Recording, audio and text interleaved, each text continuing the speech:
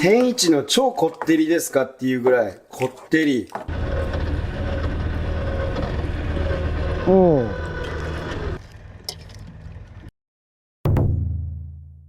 い、こんにちは。小島漁師浜湯です。今ですね、家の前で台湾ガザミっていう紫色のカニが取れるんですけど、今回はそれを取って久しぶりにね、カンジャンケジャン、もうそれも超こってりなやつ作っていきたいと思います。じゃあまずカニを取り行きましょう。レッツゴー。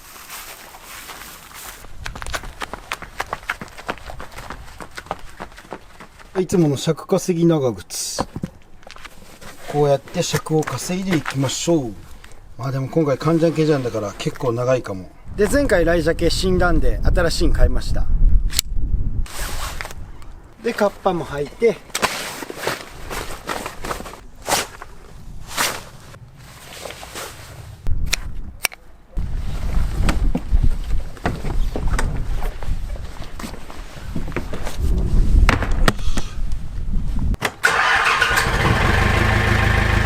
じゃあ出港します。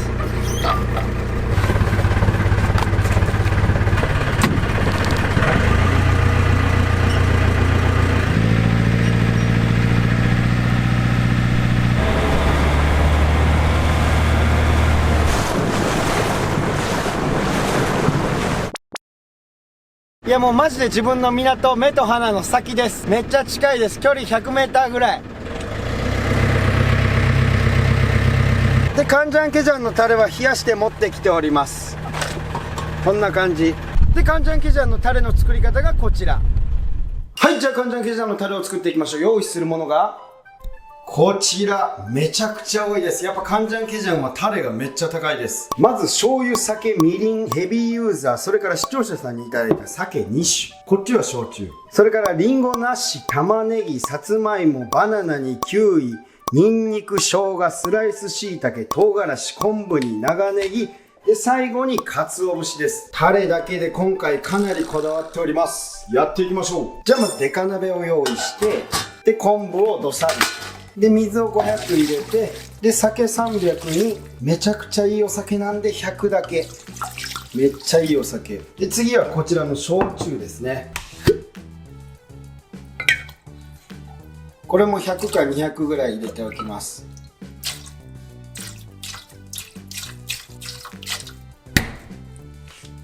じゃあ火を弱火でつけて、そしてコツコツで、今回これらの野菜とフルーツを切っていくんですが、今回はね、全部すりおろしにしたいと思います。で、全部皮むいていきます。翔太の寿司でなんか皮むくシーンがあって、切ろうとするからダメなんだって言ってましたね。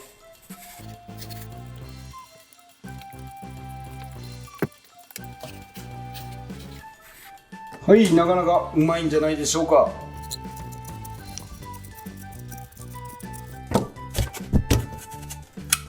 で、玉ねぎはもう半分にして、でこの芯取ってで置いて、もうこれもミンチにするんで全部、細かくめに切っておきます。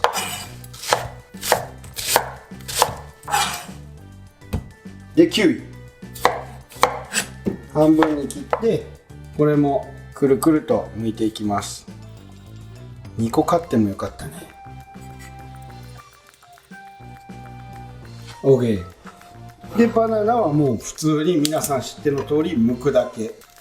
おーイエスで、バナナは吸収がめちゃくちゃ早いんでいいですね。エネルギーで、最後はさつまいも、ピーラーで皮を剥いて、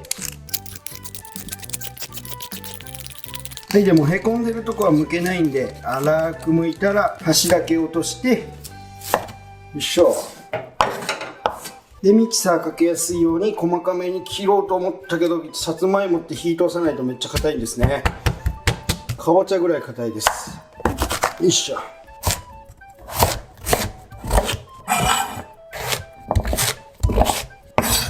で、生姜茶もミキサーにかけるんで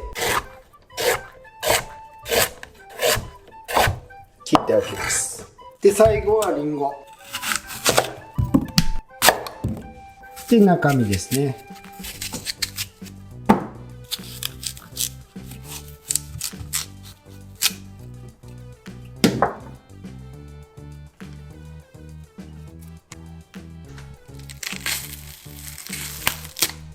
はい、じゃあ全ての食材が切れましたらミキサーを用意してミキサーするやつを入れていきます。で蓋をしてでスイッチをオンする前に昆布は沸騰させたらアクが出るんで昆布は取り出す。でここに鰹節をどっさーっと入れます。でちょっと火を強めてで軽く煮出します。で出汁が取れたら鰹節を取ります。で汁はもったいないんでしっかりと絞ります。あっちゅいあっちゅいあっちゅいあっちゅいあっちゅいオッケー。じゃあ次ここに醤油500じゃなくて1リットルだということは全部でここにみりん500でヘビーユーザーぼちょぼちょで砂糖は適量でネギを入れて再度火にかけておきます。じゃあ改めてミキサースタートオン。はい、じゃあ美味しいりんごのミキスできました。これをこの中に入れていきます。なんぼかなんか固形が残っちゃう。はい、じゃあ残りもやっていきます。ちょっと全部は多すぎるから全部はいけないかもしれない。まあ何ぼかずついきます。さつまいもとかとりあえず生姜、バナナ、キウイ、梨も回るかな。おお、よし。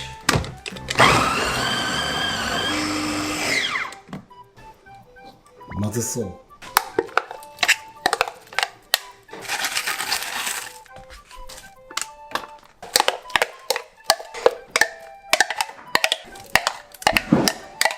はい、じゃあ全部の具材をぶち込みました。できたのがこちら。天一の超こってりですかっていうぐらいこってり。めちゃくちゃうまそうですね。ここにさらに唐辛子とチューブだけどニンニクを加えます。で混ぜて蓋をしてで1時間ぐらい煮込んでいきます。はい、じゃああれから1時間ぐらい経ちました。見ていきましょう。オープン。おお、本当にドロドロです。焼肉のタレみたい。ちょっと味見。焼肉のタレに近いけど全然違う気がする。うまい。じゃあこちらを持って港へ行きます。はい、というわけでめちゃくちゃ濃厚こってりなタレができましたんで食ってねつけたいと思います。よろしく。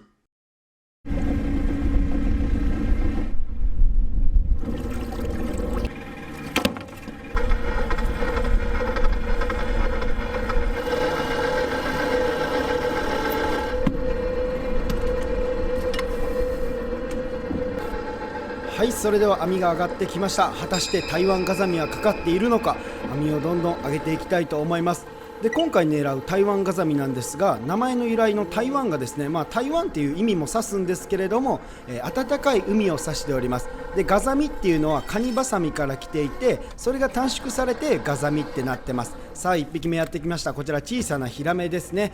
左ヒラメ右カレイ、上を向いて左に向いていればヒラメです。右を向いていればカレイ。小さいから放流しましょう。大きくなって帰ってきてほしいものです。さあ2匹目もやってきましたが、こちらもヒラメですね。で皆さん大好きな、カニ味噌ってあると思うんですけど、カニ味噌はですね、内臓の中の中腸腺というやつで肝臓と膵臓の機能を持つことから肝膵臓とも言われている部分でございます。やっぱ肝臓だから美味しいんですかね。魚でいう肝と一緒ですね。で今のが肝臓ビラメ、干すと美味しいです。漁師さんとかね、船上で干している漁師さんもいます。でこちらはマゴチ、よく超えていますが、小さいんでこちらもリリース。なかなかお目当ての台湾ガザミはやってきませんと思ったところ1匹目やってきました。こちら台湾ガザミのメスですね。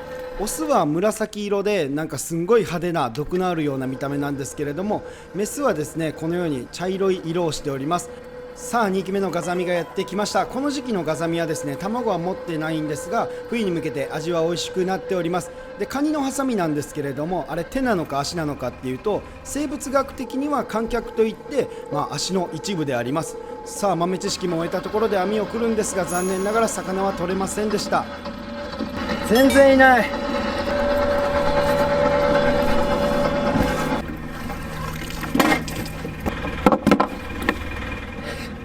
いやほんと動画の時だけマジでいないですね。5匹ぐらいは取れてたんですけど、外します。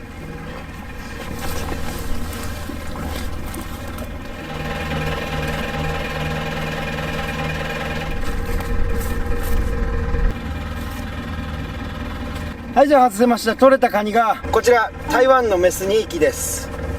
でカニを外してしばらく置いておくとこのように泡をブクブクと吐くんですけれども、これはカニがエラ呼吸でですね、この体内の水をたくさん空気に触れさせて自分に酸素を多く取り込むために泡をたくさん吐きます。この様子にちなんだことわざもあって、口の中でブツブツとつぶやいていることをカニの念仏と言いますね。じゃあこちらを生かしておきます。カニはね元気なさそうに見えて、水の中入れたらすぐ元気になります。これじゃちょっとつけるに少ないんで、網もう一回入れて明日繰りに行きたいと思います。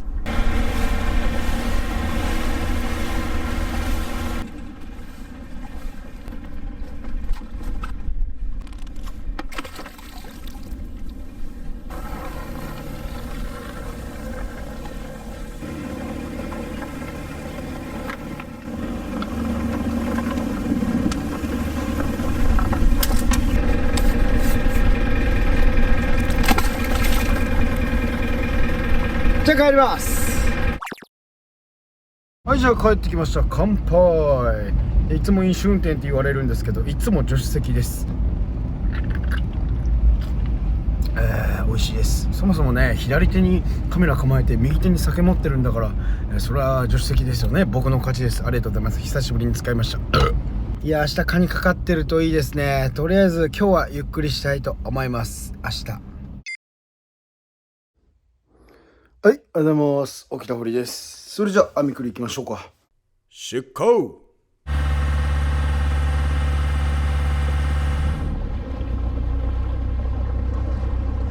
はい、じゃあ現場に到着しました。みんな大好き、今日は主観物で行きたいと思います。さあ2日目の漁ということで、果たしてタレにつけるだけの台湾ガザミを取ることができるのでしょうか。でこの日は月夜でですね、月夜はカニがこう餌を求めて探し求めることがないということからですね、あまり身が入ってないと言われておりますが、科学的根拠はないそうです。そのことからですね、月夜のカニには身がないなんてことわざもあって、すごいね、見かけ倒しで中身が伴わないことを表すようなことわざもできてます。面白いですね。僕は、見た目も中身も伴っておると信じておりたいですちょっと話がそれましたけど、さっき来た2つの魚が、赤牛の下ですね。で赤ゲタはですね、もう脂質が 1% しかないと言われてて、ダイエットにはもってこいのお魚です。さあ2匹目の台湾ガザミが上がってきました。こちらようやくね、お目当ての紫色のオスの台湾ガザミを取ることができました。でその後も網を食ったんですが、残念ながらカニは2つで終了してしまいました。でこちらは珍しいお魚、逆田ザメですね。食べると美味しそうです。で2匹のカニが外せました。オスとメスです。オンタメンタって僕らは言います。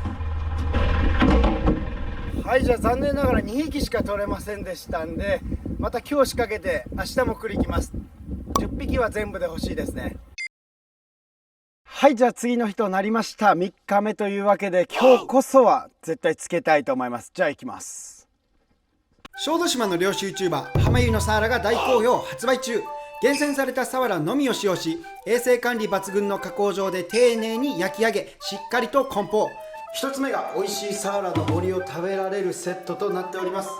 内容量がサワラの1匹半分分と、サービスでまこと白子がついてます。もう一方がサワラのたたきができるものと味噌漬けが2つついております。美味しい瀬戸内海のサワラの味噌漬けが2つと、サワラの約4分の1匹分です。どちらも大満足の1箱となっております。ギフトにも最高です。今年もいかがでしょうか。はい、というわけで現場に到着しました。もう今日はね、絶対取ろうと思って網を2枚やっております。合計約900メートルぐらいですね。今日こそは合計10匹は取りたいです。さあ3度目の正直というわけで、3日目の網、果たしてカニは取れるのか。今度こそ取りたいところです。網を上げていきましたところ、なんとですね、早速1匹目の台湾ガザミがやってきました。それもなかなかの大きさです。いやー、幸先いいですね。早速1匹ゲット。おまけに温タのいいやつです。じゃあ先にちょっと外して、よ臭くな挟まれたら血が出るからね。よし。はい、でちょっと洗って、で1匹せっかくなんで取れたてつけていきます。めっちゃこぼれてんじゃん。お、よかった。まだタレは全然あった。で1匹つけます。もう濃厚ですからね。うわ、うまそう。で蓋をして OK。 はい、じゃあですね、タレがこぼれてしまったというアクシデントはあるんですが、引き続き網を上げていきましょう。網を上げ始めてすぐにですね、2匹目の台湾ガザミがやってきました。皆さん大好き水中映像とともにお伝えしていきます。はい、2つ目の、カニが上がってきましたね。でなんかついてるんですけど、こちらは僕らガラモって呼んでるんですが、正式名称赤目という海藻になります。これね、食べれるんですよ。僕もちょっと食べたことあるんですけれども、昔はめちゃくちゃ生えてたんですが、最近は非常に少なくなっていて、こうメバルとかがですね、卵を産む場所というものが減っております。で次に大きなカニも来ました。めちゃくちゃ調子いいですね。あんだけカニ取れなかったのに。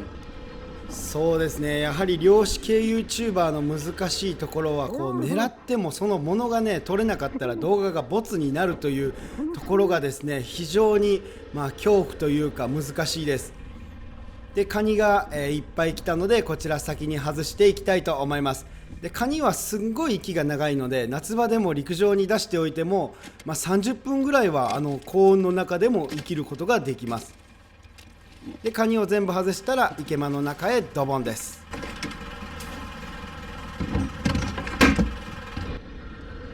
はい、で次新しいお魚がやってきました。こちらカワハギですね。皮を剥ぐことからカワハギっていうんですけれども、こちらのカワハギはオスです。オスはこのようにビラビラがついておりますで次何かやってきました。アカエイですかね。こちら多分アカエイがやってきてるんですけれども、なんでかこの網の上に上がってきたら次、トビエイになってますね。赤エイがもう向こう出てるんで、これはまた別の映像です。での大きさのトビエイがやってきたんですけど、トビエイは尻尾の付け根に毒針があって、たまにねエイって複数本持つやつがあるんですが、こいつは3本も持っております。剣を折るとき非常に危険なので気をつけましょう。でこちら高松で高級魚の、おせんじゃなくて底ベラじゃなくてベラですね。でこちらがアマテガレイです。さあ次は何がやってくるのでしょうか。珍しいですね。これは赤羽、カンパチの子供ですね。カンパチの子供がですね、縦網にかかってくるのは非常に珍しいんですけれども、子供といっても脂をめちゃくちゃ持っていて、あれ食べたんですけどすんごい美味しかったです。はい、じゃあその後も赤エイが来て、赤牛の下、牛のベロとかっていろんなね名前があります。ゲタとかね。でヒラメがやってきました。左ヒラメ右カレイ、上を向けて左ならヒラメです。皆さん覚えておきましょう。はい、次また毒を持つ魚、こちらオニオコゼですね。鬼のように醜い顔という意味を持つんですが、味は繊細で非常に美味しいです。人は見た目だけじゃないといったところでしょうか。次もまたでっかいですね、赤エイがやってきました。ネットローラーのこの字のやつから抜くのがすごい大変です。で来たんですけれども、こちらの赤エイ尻尾がないです。たまにない個体がいるんですよね。さあ網も残り少なくなってきました。もう少しだけ網を上げていきましょうといったところで、1枚目の網くりは終了です。移動。はい、じゃあ移動して2枚目の網を食っていきましょう。もう1枚目の網で十分に目的は達成されたんですが、一度ね仕掛けた網はやはりその日に上げとかないと、もうかかった魚が腐っちゃうんですよね。で仕掛けておいたカゴとかがこうなくなってゴースト化してね、それが問題になっていたりもするんですが、そういうのはなくしていきたいですね。でこちらはカサゴですね。カサゴはですね、この武士のような見た目から祝い事にいいとされていて、端午の節句とかに用いられるそうです。さあ小さいカサゴはリリース、大きくなって帰ってきていただきましょう。でこちらはマゴチですね。でマゴチはですね、頬肉がめちゃくちゃ美味しいと言われてて、この頬肉をね昔なんか嫁に食わすなっていうようなね言葉もあったぐらい美味しいそうです。今ねそんなこと言ってる旦那さんがいたら本当大問題ですよね。でこちらはエイじゃないエソですね。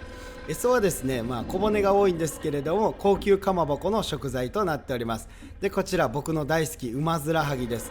さっきのカワハギに比べて顔がウマヅラなのが分かります。でこちらはまた珍しいエイが来ましたね。つば九郎エイっていうエイです。で江戸時代ぐらいまで食用としてかなり認知されていたそうなんですが、今ではあまり食べられないんですが、味はね非常に美味しいらしいんで、僕も今度食べてみたいと思います。ずっとね食べてみたいと思いつつなかなか食べる機会がやってきません。はい、じゃあ網も上げていきますが、もうそろそろ終わりですかね。でこちらたまにいる奇形のお魚なんですけど、本当バイオハザードみたいな見た目の目をしておりました。はい、じゃあ次下アングルから最後のカニがやってきて、こちらは小さいのでリリースしていきましょう。で渡りガニっていうのはですね、これ台湾ガザミなんですけど泳ぐのが非常に得意です。めちゃくちゃ早く泳いで逃げていきました。はい、じゃあ2枚目の網もくり終わりました。よし OKOK で取れたカニが1匹途中で逃がしましたけど3匹の台湾ガザミですね。でこちらの小さいメスは当然リリースで、さっき取れたて3匹はもう洗ってでもうタレつけます。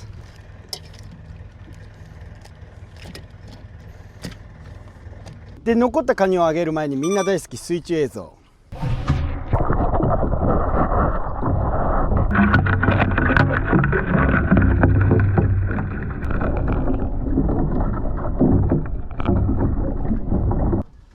じゃあとりあえずすくい上げて、めっちゃ息がいい。よっしゃー。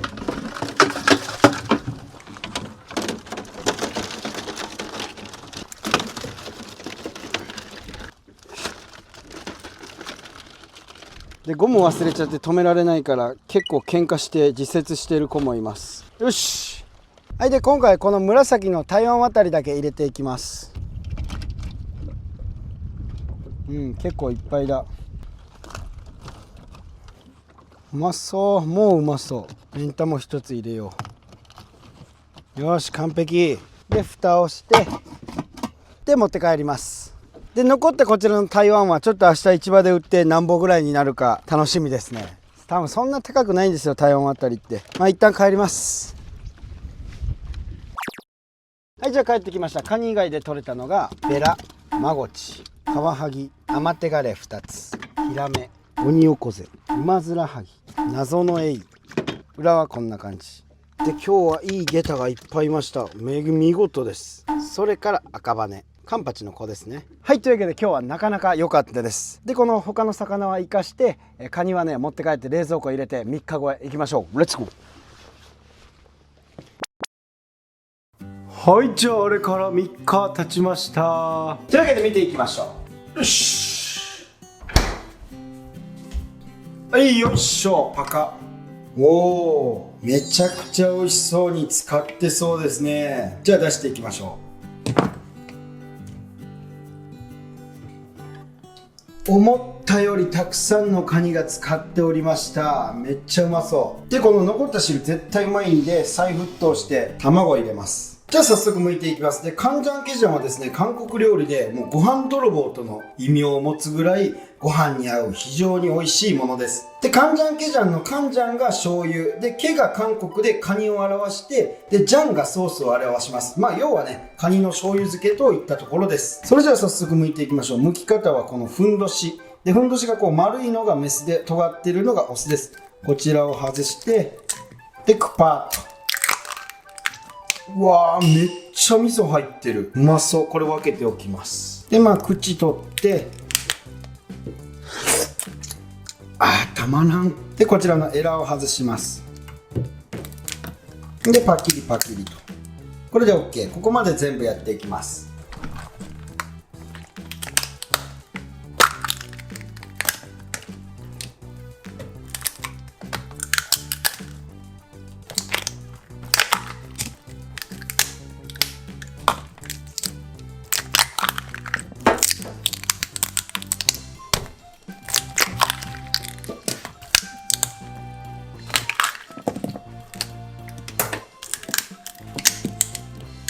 でカンジャンケジャンってなるとやっぱ難しいんですけど、普通にマグロとかの漬けだれとかああいうのを作ってそれにつけても普通に美味しいです。フルーツとか入れて甘さを出すっていうのもやっぱ一つですよね。はい、じゃあ全部剥けました。で今気づいたんですけど、こちらのメスの台湾ちょっと卵持ってますね。うまそう。この頭側にも少しこれ卵です。ウニみたいですね。こっちにも大概入ってるけどまだ入ってないですね。はい、じゃあ次に全部の味噌を一つに固め溶きます。思った以上に台湾味噌が多いですね。うまそ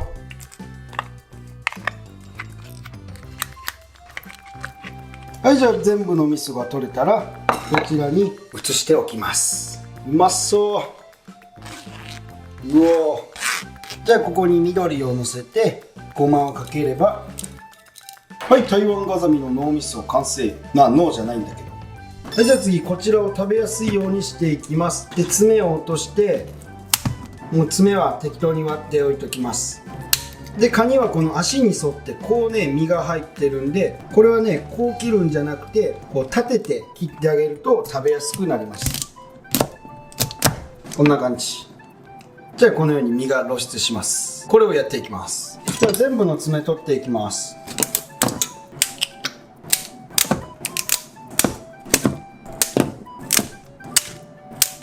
よっしゃー。はい、じゃあ爪と身に分かれました。で一旦爪ははけて、じゃあ次はこの半身を全部半分にしていきます。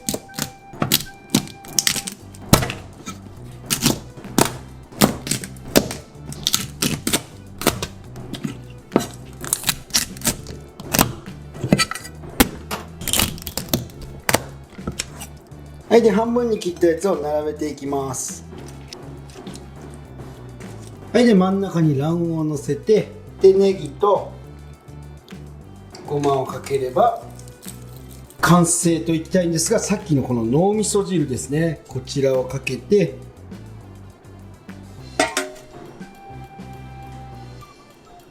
はい、台湾ガザミのカンジャンケジャン OK。でカンジャンケジャンの身だけも取りたいんで、身も取り出していきます。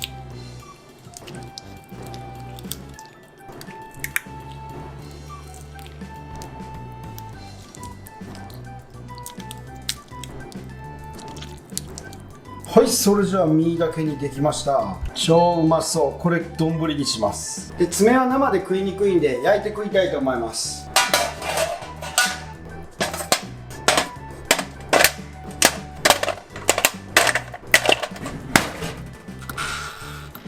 OK。それじゃあ米を用意して、で先ほどのこの身をかけていきます。でカニ味噌汁をかけて、真ん中に卵黄でネギをかければ、はい、カンジャンケジャン丼の完成です。はい、それじゃあ小通り。はい、じゃあまだカニは焼いてますが完成しました。こちら台湾のカンジャンケジャン丼に味噌、それからカンジャンケジャンに足ですね。それじゃあいただけよう。オルチューガザミです。始めようか。はい、それではいただきます。というわけでハイボールタイム。乾杯。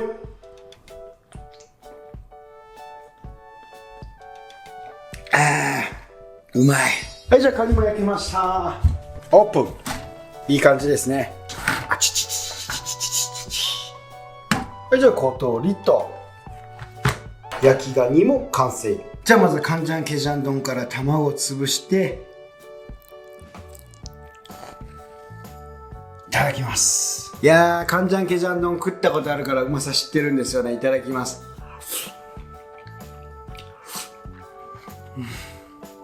これとろっとろ通り越してドロッドロのね甘いカニの身にさらにこの甘じょっぱいタレが絡んで、それがぐちょぐちょだから米ともうぐちょぐちょになっちゃって口の中でカニダンスですね。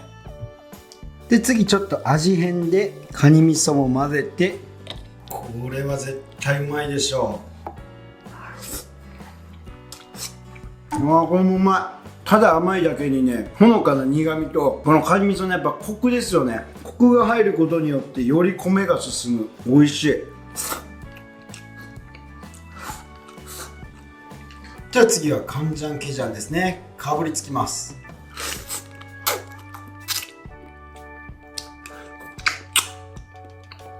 うまい。ただ台湾は生だとなんかワタリガニより殻が硬い気がします。ゴジゴジあんまいけない。あれも美味しい。じゃあ次カニ味噌単品で。漏れててもったいねえ。単品はちょっとあれだな。うまいけど火通した方が美味しいかな。若干の匂いがあるかもしれない。でも苦くて美味しいです。ただこのままね、ほうら焼きみたいな感じで七輪とかで焼いたらもう絶対うまいと思いますよ。これめっちゃ味染みてる。いやマジの贅沢ですよ。やっぱ何よりでも僕はこのカンジャンケジャン丼が一番好きですね。卵と味噌をのせて、で眉の味付けのり概要欄で買えます。でこちら巻いていただきましょう。鉄火巻きですね。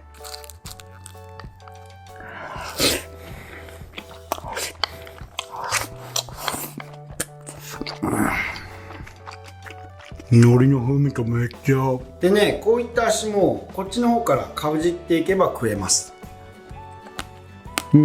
身は少ないけどね、うまい。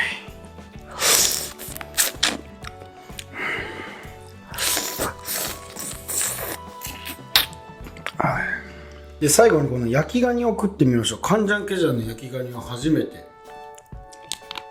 あ、硬っ。台湾ガザミやっぱ硬いですね。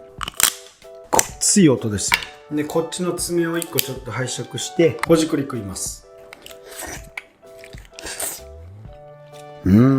べちょべちょですね。これだったら生で食う方が美味しいですね。生かもうつけずにそのまま焼く。いやー相変わらずめちゃくちゃうまいです。あとはゆるりと。ごちそうさまでした。はい、というわけで皆さん本日もご視聴ありがとうございます。いかがだったでしょうか。台湾ガザミのカンジャンケジャン。台湾ガザミはね最近取れるようになってきたんですけれども、やっぱね食べることが多くなってきましたんですが、食べてみるとワタリガニとねそこまで遜色はないです。ただ若干ワタリのがうまいかなっていうぐらいでしょうか。皆さんもぜひ台湾ガザミ見かけたら買ってみていろいろ試してみるのもいかがでしょうか。というわけでまたお会いしましょう。See you next time. バイバイ。続きを楽しもう。